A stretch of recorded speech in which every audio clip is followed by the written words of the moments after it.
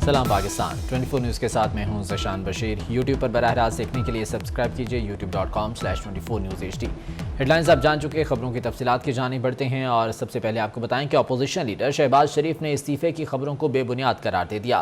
कहते हैं नून लीग हमारा घर है। एक टीवी प्रोग्राम में गुफ्तगू करते हुए उन्होंने कहा कि नून लीग में मेरा नज़रिया सब पर वाज़ेह है। 2018 के इंतखाबात से पहले हिकमत अमली ठीक होती तो शायद फिर हुकूमत हमारी होती। डील की इल्तिजा कभी नहीं की। मैं ऐसा शख्स नहीं हूँ। हर बार जेल में कायद और रहनुमाओं के साथ मौजूद था। सियासी पार्टियों और इदारों को तलखी भुलाना होगी।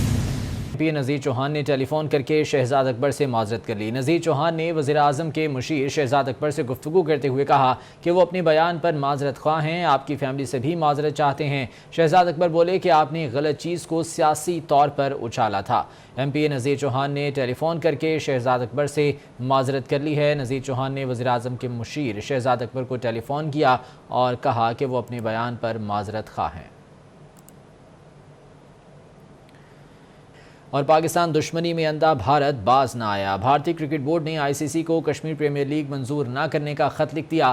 गैर मुल्की मीडिया के मुताबिक भारतीय बोर्ड का कहना है कि कश्मीर के मामले पर पाक भारत जंगें हो चुकी हैं, इसकी इजाज़त ना दी जाए।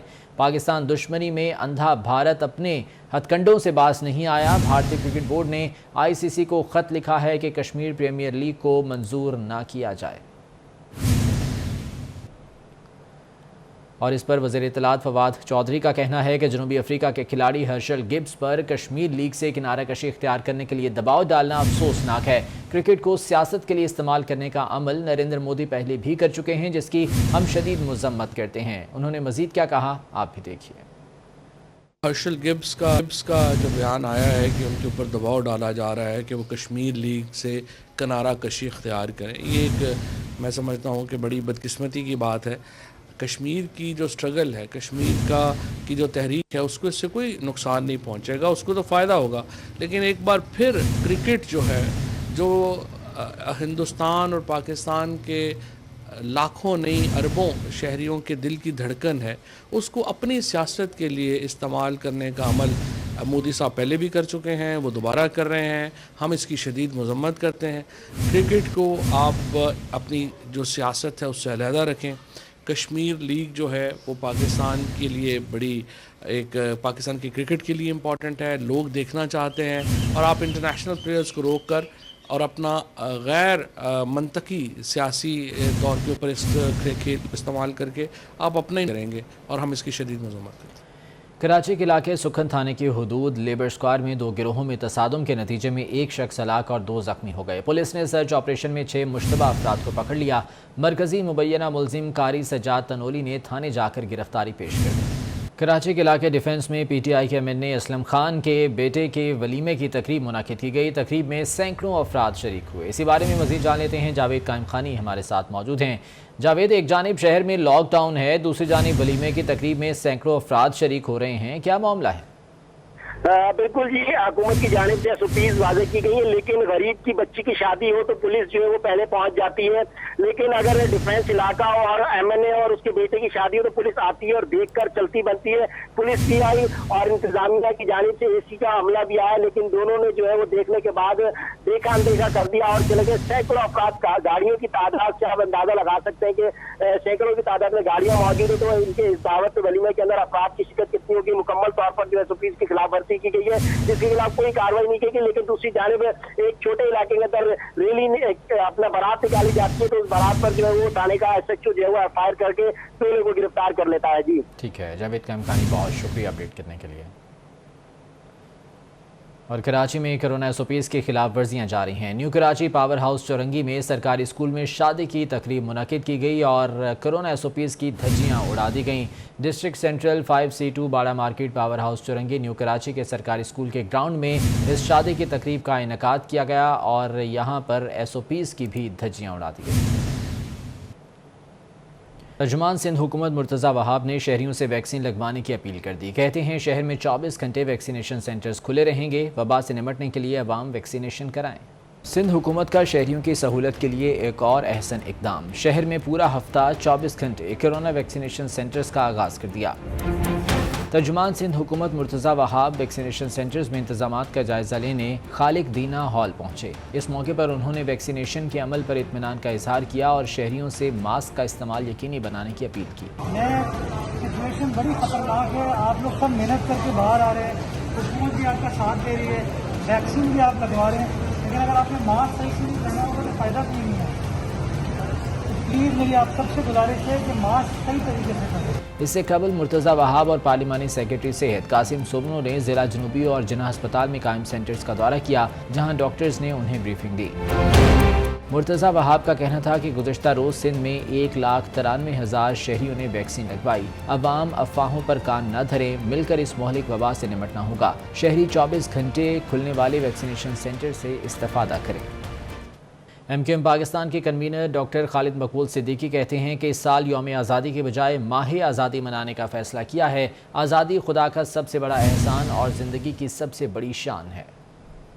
ہم یہ سمجھتے ہیں کہ اگست کا مہینہ جو کہ آزادی کا مہینہ ہے، اس میں صرف ایک دن کافی نہیں ہے اس آزادی کو یاد کرنے کے لیے۔ اسی لیے متحدہ قومی موومنٹ نے اس پورے مہینے کو ماہ اگست کو ماہ آزادی کے طور پہ منانے کا فیصلہ کیا۔ 13 اگست کی رات کو جشن آزادی جو منایا جاتا تھا، اس جشن کو ہم دعاؤں کے حوالے کریں گے، اور 13 اگست کی رات شب دعا منائیں گے کہ اللہ تعالیٰ نے جو آزادی دی ہے اس کی تکمیل بھی ہم۔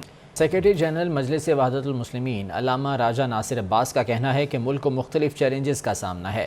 خطے میں بدامنی پھیلانے کے لیے مذموم عناصر متحرک ہو چکے ہیں۔ افغانستان میں امن کے حقیقی قیام کے لیے حکمرانوں کو اپنی کوششیں تیز کرنا ہوں گی۔ مجلس وحدت المسلمین کے زیر اہتمام لیاقت باغ راولپنڈی میں شہید قائد علامہ سید عارف حسین الحسینی کی برسی کی مناسبت سے قرآن و اہل بیت کانفرنس کا انعقاد کیا گیا، جس میں علماء کرام، خواتین اور بچوں سمیت شہریوں کی بڑی تعداد نے شرکت کی۔ کانفرنس سے خطاب میں مقررین نے علامہ سید عارف حسین الحسینی شہید کو بھرپور خراج عقیدت پیش کیا۔ ان کا کہنا تھا کہ علامہ سید عارف حسین الحسینی شہید اتحاد بین المسلمین کے داعی تھے۔ ملک میں وحدت کے فروغ کے لیے ان کی خدمات ناقابل فراموش ہیں۔ علامہ عارف حسین الحسینی کو آج بھی قوم انتہائی محبت کے جذبے کے ساتھ یاد کرتی ہے۔ علامہ شہید عارف حسین الحسینی وہ شخصیت ہیں جو خمینی بشکن میں ایسے ضم ہو گئے جیسے خمینی اسلام میں ضم ہو گئے تھے۔ اس موقع پر سیکرٹری جنرل MWM علامہ راجہ ناصر عباس جعفری کا کہنا تھا کہ خطے میں بدامنی پھیلانے کے لیے مذموم عناصر متحرک ہو چکے ہیں۔ صورتحال پر قابو پانے کے لیے پاکستان اور پڑوسی ممالک کے حکمرانوں کو دور اندیشی اور بصیرت کا مظاہرہ کرنا ہوگا۔ دشمن نے اس کو فالٹ لائن بنا لیا ہے۔ آئے شہید قائد کی روح کے ساتھ عہد کریں، اے ہمارے شہید قائد، ہم اپنا سب کچھ قربان کر دیں گے لیکن اس فتنے کو ضرور ناکام کریں گے۔ کانفرنس میں خطاب مقررین کا کہنا تھا کہ علامہ عارف الحسینی شہید کبھی کسی سازش سے نہیں گھبرائے۔ انہوں نے عامر ضیاء کے سیاہ دور میں بھی جرأت اور بہادری سے قومی و ملی خدمات سر انجام دیں۔ اسلام آباد کے ڈی چوک میں پولیس شہداء کو خراج عقیدت پیش کرنے کے لیے شمع روشن کی گئیں۔ دعائیہ تقریب میں وزیر اعظم کے معاون خصوصی علی نواز اوان اور IG اسلام آباد بھی شریک ہوئے۔ اس موقع پر IG اسلام آباد قاضی جمیل الرحمان کا کہنا تھا کہ 4 اگست کو شہداء کی یاد میں مرکزی تقریب منعقد کی جائے گی۔ 99% پولیس فورس کورونا ویکسینیشن کرا چکی ہے۔ اسلام آباد کے اہم شاہراہوں پر شہداء پولیس کی تصاویر، پوسٹرز اور بینرز آویزاں کیے جائیں گے۔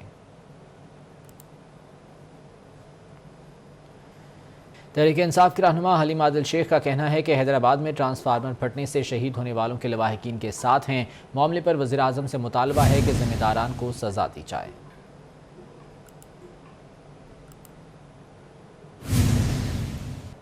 وزیر اعظم عمران خان کہتے ہیں کہ نور مقدم کیس میں بہت ظلم ہوا ہے۔ ملزم چاہے کتنا ہی طاقتور ہو، وہ سزا سے نہیں بچ سکے گا۔ کوئی امریکی شہری ہی کیوں نہ ہو، جرم کیا ہے تو سزا ملے گی۔ انہوں نے کہا کہ افغان سفیر کی بیٹی کے ساتھ ہونے والے معاملات کو بھی بغور دیکھا ہے۔ دونوں کیسز کا فیصلہ انصاف کے مطابق ہوگا۔